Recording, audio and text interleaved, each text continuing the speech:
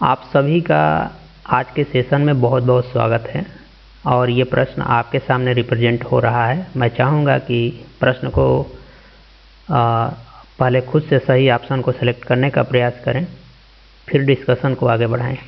और उनको मैं सूचित करना चाहूँगा कि जो लोग नए हैं, पहली बार इस चैनल पे विजिट कर रहे हैं, यहाँ पे ये जो सीरीज़ है, इस सीरीज़ में हम सिर्फ ऑप्शन को सेलेक्ट करने की ओर अग्रसर हैं और ये हो रहा है ऑप्शन में दिए हुए लूप होल्स और साथ ही साथ क्वेश्चन में आए हुए लूप होल्स और अपनी कुछ बेसिक अंडरस्टैंडिंग के बल पे हम सही ऑप्शन को सेलेक्ट करने की ओर अग्रसर हैं और एक बेहतरीन अप्रोच को डेवलप करने में भी हम लोग आगे बढ़ रहे हैं।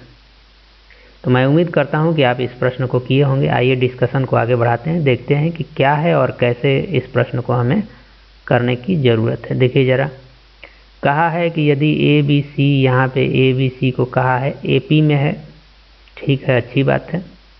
फिर कहा B C D G P में है और आगे कहा है कि C D E H P में है और तब हमसे पूछा है कि बताइए ए सी ई किस में होंगे। ध्यान में रखना है कि यहाँ पे ए बी सी है ना, डी ई, ये सब क्या है, वेरिएबल है।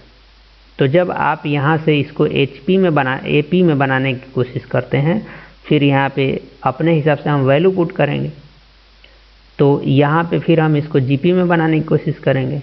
फिर जैसे ही ये GP में बनेगा तो हम इसको किस में बनाने की कोशिश करेंगे, HP में। तो आप चाहें तो ज़रा ध्यान से देखिए। आप यहाँ पे मैं ये कहूँ कि आप इसको 1 मान लीजिए, इसको क्या मान लीजिए, आप इसको मान सकते हैं 2 और इसको मान सकते हैं 3। तो इस कंडीशन का ये वायलेशन तो नहीं कर रहा है 1 2 3 मानने से, क्योंकि ये AP में ही रहना चाहिए, तो AP में है, बिल्कुल AP में है। आगे बढ़ते हैं। अब चूँकि यहाँ पे B और C का वैल्यू तो आप मान ही लिए हैं, B और C का वैल्यू मान लिए हैं, तो यहाँ पे चूँकि B का मान आपने माना है 2 और C का मान माना है 3 और इसको आपको GP में रखना है, तो अब D की वैल्यू इसी के हिसाब से डिसाइड होगी। D की वैल्यू अपने से नहीं ले पाएंगे क्योंकि D की वैल्यू अब इसी पे डिपेंड करती है। तो 2 से 3 जाने में आपको क्या करना पड़ा है, हाँ 1.5 से मल्टीप्लाई करना पड़ा है। तो यहाँ भी आपको 1.5 से क्या करना पड़ेगा, मल्टीप्लाई करना पड़ेगा। या दूसरी भाषा में आप यहाँ से समझ सकते हैं, इस बात को मैं यहाँ लिखता हूँ कि आप 2 से कहाँ गए हैं, 3 में। तो यहाँ से यहाँ तक जाने में आपने क्या किया है, 3/2 से इसमें मल्टीप्लाई किया है। तो यहाँ से फिर आगे जाएंगे तो यहाँ भी 3/2 से मल्टीप्लाई करेंगे। जब 3/2 से मल्टीप्लाई करेंगे तो आपका यहाँ पे आ जाएगा 9/2 और ये किसकी वैल्यू आ रही है, ध्यान में रखना है, ये वैल्यू है D की, ठीक है। तो अभी तक आपने A, B, C और D की वैल्यू प्राप्त कर ली। आइए यहाँ पे अब HP में बनाना है, तो ध्यान रखिएगा कि ये C की वैल्यू है, ठीक है। तो C की वैल्यू आपकी अपनी 3 है और D की वैल्यू है 9/2। अब ये HP में होगा तो आगे बढ़ना है, इसको यहाँ पे टर्म E वाला लाना है। अगर ये HP में है तो यहाँ से यहाँ तक इसको क्या बनाइए, बिल्कुल यहाँ से ध्यान में रखना है कि यहाँ E का टर्म लिखना है। तो सबसे पहले आप इसको कन्वर्ट करके किस में बना लेंगे, AP में बना लेंगे। AP में ये हो जाएगा, यानी कि 2 यहाँ पे क्या हो जाएगा, 9, ठीक है। AP में हो गया तो यहाँ पे AP वाला टर्म लिखेंगे। तो AP वाला टर्म कैसे लिखेंगे, पहले तो आप यहाँ से यहाँ का डिफरेंस चेक करने की आपको आवश्यकता है, यानी कि कैसे निकालेंगे, थोड़ा सा निकाल लेते हैं, 2/9 - 1/3 करके, तो डिफरेंस आपको पता लग जाएगा।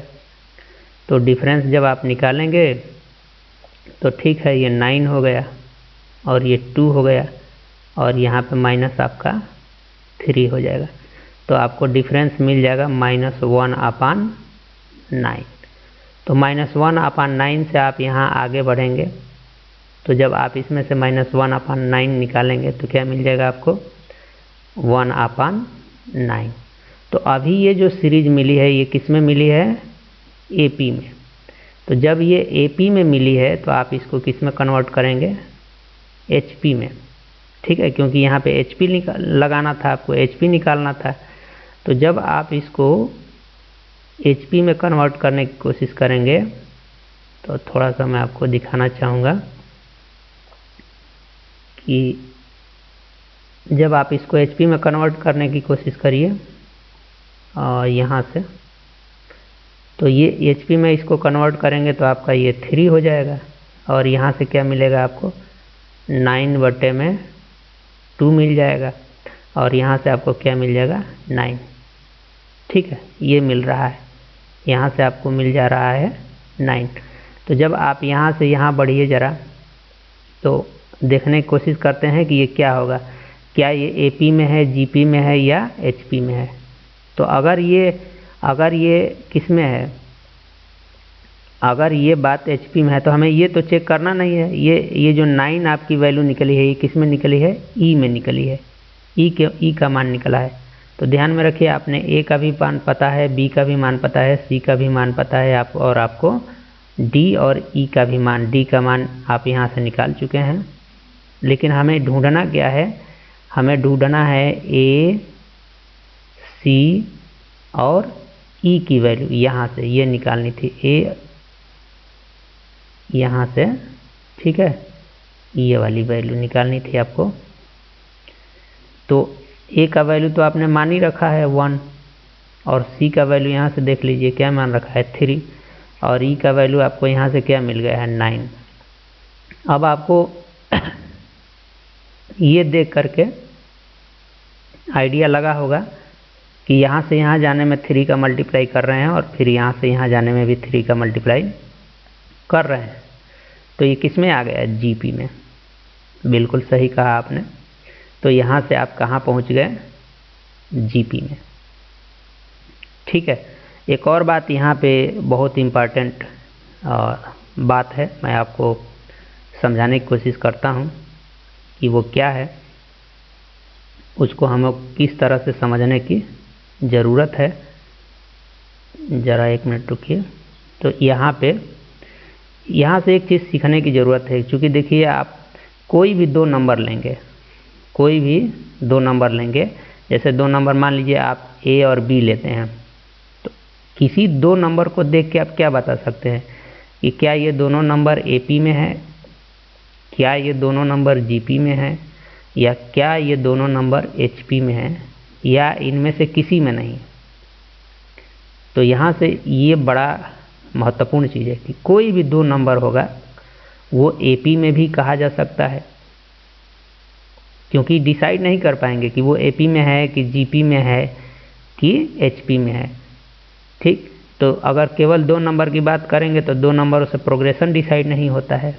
तो यहाँ भी ये एक कंसेप्ट निकल के आ रहा है कि यहाँ जब आप 2 नंबर ले रहे हैं तो ठीक है, वो तो आप उसको GP में मान सकते हैं, AP में मान लीजिए, लेकिन उसका जब तक ये तीसरा टर्म नहीं आएगा आप उसको डिसाइड करके नहीं बता सकते हैं कि वो पार्टिकुलरली किस में है। आप उसको जिसमें मानना चाहें मान लीजिए, मान लेंगे AP में है तो अगला टर्म उसके हिसाब से लिखेंगे, मान लेंगे GP में है तो अगला टर्म उसके हिसाब से लिखेंगे, मान लेंगे HP में है तो अगला टर्म उसके हिसाब से लिखेंगे। तो मैं उम्मीद करता हूँ कि ये डिस्कशन आपको अच्छा लगा होगा, इससे कुछ सीखने को मिला होगा। तो मेरे साथ अब तक बने रहने के लिए आप सभी को बहुत बहुत धन्यवाद। मिलते हैं फिर किसी अगले सेशन में। धन्यवाद।